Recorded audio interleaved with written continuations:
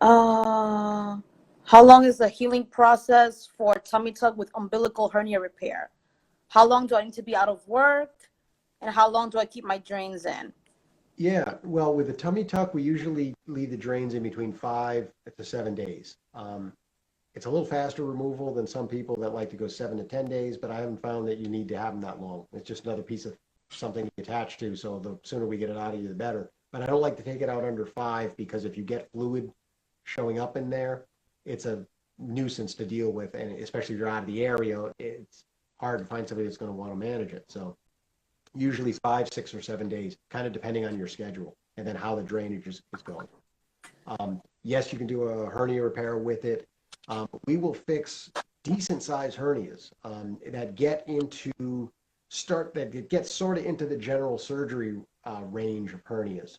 Um, because I am board certified in general surgery. I don't practice mainstream general surgery operations other than the things that kind of overlap. Um, Yeah.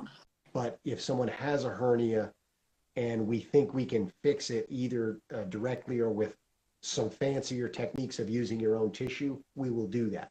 If it's something that's real severe where it's going to require external meshes, if it's going to, if you have skin grafted bowel or something, if there was a huge accident or something, we were talking real abdominal wall reconstruction is going to need hospitalization, that we probably wouldn't do.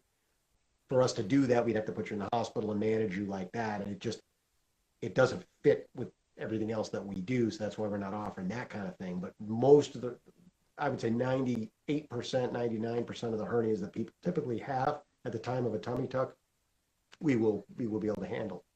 And we don't need to, we don't bring in different specialty surgeons or anything like that. We take care of it. Yeah. And also, dolls, I wanted to mention to you guys that me and Dr. Payne